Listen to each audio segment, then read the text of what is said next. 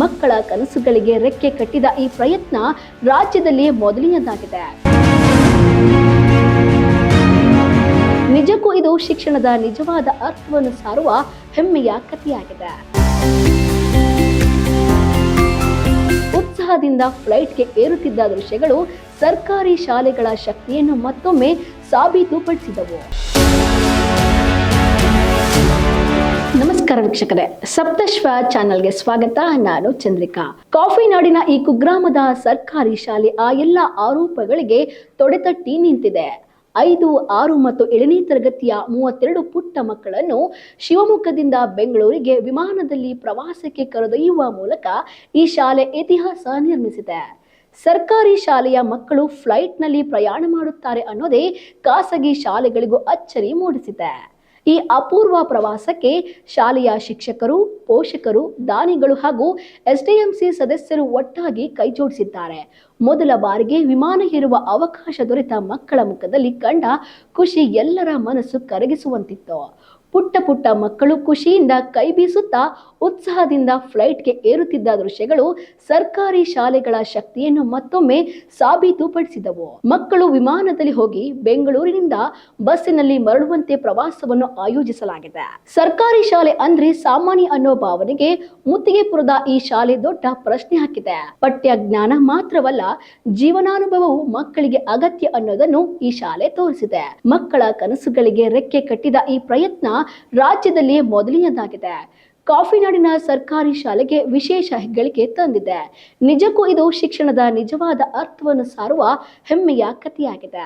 ಇದಿಷ್ಟು ಈ ಕ್ಷಣದ ಸುದ್ದಿಯಾಗಿತ್ತು. ಇನ್ನಷ್ಟು ಸುದ್ದಿಗಾಗಿ ನೋಡ್ತಾ ಇರಿ ಸಪ್ತಶ್ವ ಟಿವಿ ಕನ್ನಡ ಚಾನಲ್.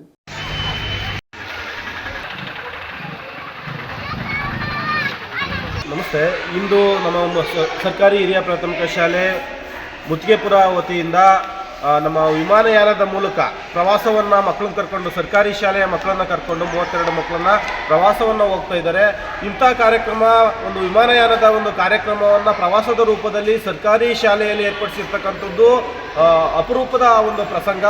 ನಮಸ್ತೆ, ನನ್ನ ಹೆಸರು ಮಧುಕುಮಾರ್ ಅಂತ, ಮಾಜಿ SDMC ಅಧ್ಯಕ್ಷರು ಮುತ್ತಿಗೆಪುರ. ಸೊ ಇವತ್ತೇನು ಮಕ್ಕಳಿಗೆ ಒಂದು ಸರ್ಕಾರಿ ಶಾಲೆ ವತಿಯಿಂದ ಏರ್ ಟೂರ್ ಅಂತ ಹೊಸ ಪ್ರಯತ್ನವನ್ನು ಮಾಡಿದ್ವಿ.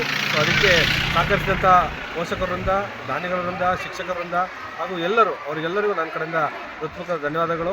ಹಾಗೆ ಇದೇ ಥರ ಮಕ್ಕಳನ್ನ ಹೊಸ ಥರ ಏನಾದ್ರು ಒಂದು ಮಾಡಬೇಕು ಅಂತ ಪ್ರಯತ್ನ ಪಟ್ಟಾಗ ನಮಗೆ ಹೊಳೆದಿದ್ದು ಮಕ್ಕಳನ್ನು ಒಂದು ಏರ್ ಟೂರ್ ಮಾಡಿಸ್ಬೇಕು ಅಂತ. ಯಾಕಂದರೆ ಸರ್ಕಾರಿ ಶಾಲೆ ಮಕ್ಕಳನ್ನ ಏರ್ ಟೂರ್ ಕರ್ಕೊಂಡೋಗೋದೇ ಒಂದು. ನಾವು ನಮ್ಮ ಸರ್ಕಾರಿ ಶಾಲೆಯಲ್ಲಿ ಈ ರೀತಿಯ ಒಂದು ವ್ಯವಸ್ಥೆ ಮಾಡ್ಕೊಂಡಿದ್ದೇವೆ ಅಂದರೆ ಅದು ನಮಗೆ ದಾನಿಗಳು ಹಾಗೆ ನಮ್ಮ ಪೋಷಕರು ತುಂಬ ಸಹಕಾರವನ್ನು ಕೊಡ್ತಾ ಇದ್ದಾರೆ. ಜೊತೆಗೆ ಇದು ವಿಮಾನಯಾನದ ಮುಖಾಂತರ ನಾವು ಶೈಕ್ಷಣಿಕ ಪ್ರವಾಸವನ್ನು ಕೈಗೊಳ್ತಾ ಇರುವಂಥದ್ದು.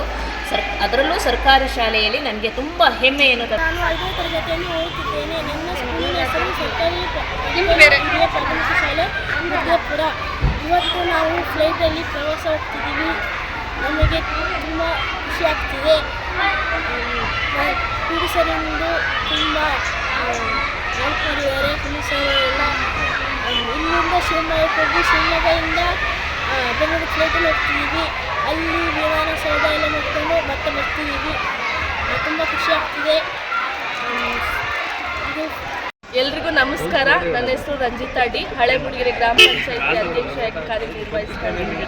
ನನ್ನ ಒಂದು ಹಳೆಮುಡಿಗೆರೆ ಗ್ರಾಮ ಪಂಚಾಯಿತಿ ವ್ಯಾಪ್ತಿಯ ಮುತ್ತಿಗೆಪುರ ಸರ್ಕಾರಿ ಹಿರಿಯ ಪ್ರಾಥಮಿಕ ಶಾಲೆಯಲ್ಲಿ ವಿಮಾನದ ಮೂಲಕ ನಮ್ಮ ಶಾಲಾ ಮಕ್ಕಳಿಗೆ ಶೈಕ್ಷಣಿಕ ಪ್ರವಾಸವನ್ನು ಹಮ್ಮಿಕೊಂಡಿದ್ದಾರೆ.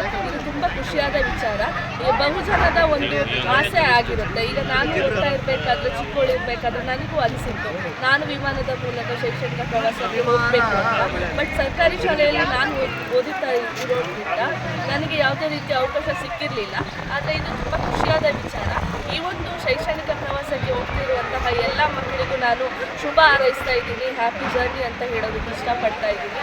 ಈ ಒಂದು ಶೈಕ್ಷಣಿಕ ಪ್ರವಾಸದಿಂದ ಉಳಿದಂಥ ಶಾಲೆಗಳು ಈ ಒಂದು ಎಚ್ಚೆತ್ತುಕೊಳ್ಬೇಕು ಅಂತ ಹೇಳಿದರೆ, ಈಗ ಕೆಲವೊಂದು ಶಾಲೆಗಳಲ್ಲಿ ಬರೀ ಓದು ಬರಹ ಇದರಲ್ಲೇ ಹೋಗಿರುತ್ತೆ. ಬಟ್ ಮಕ್ಕಳಿಗೂ ಕೂಡ ಈ ಒಂದು ಶೈಕ್ಷಣಿಕ ಪ್ರವಾಸಕ್ಕೆ ನಾವು ಉತ್ತೇಜನ ಕೊಡೋದ್ರಿಂದ ಮಕ್ಕಳು ಅವರ ಒಂದು ಆಸೆ ಏನಿದೆ ಅದನ್ನು ಇಷ್ಟು ಚಿಕ್ಕ ವಯಸ್ಸಿನಲ್ಲೇ ಅನುಭವಿಸೋದಕ್ಕೆ ಅವರು ಖುಷಿ ಪಡ್ತಾರೆ ಅಂತ ಹೇಳೋದಕ್ಕೆ ಇಷ್ಟಪಡ್ತಾ ಇದ್ದೀನಿ. ನೋಡಿದ್ರಲ್ಲ ವೀಕ್ಷಕರೇ, ಇದೇ ರೀತಿಯ ಇನ್ನಷ್ಟು ಹೊಸ ವಿಡಿಯೋಗಳಿಗಾಗಿ ನಮ್ಮ ಸಪ್ತಶ್ವ ಟಿವಿ ಕನ್ನಡ ಚಾನೆಲ್ನ ಸಬ್ಸ್ಕ್ರೈಬ್ ಮಾಡಿ, ಲೈಕ್ ಮಾಡಿ, ಶೇರ್ ಮಾಡಿ. ಧನ್ಯವಾದಗಳು.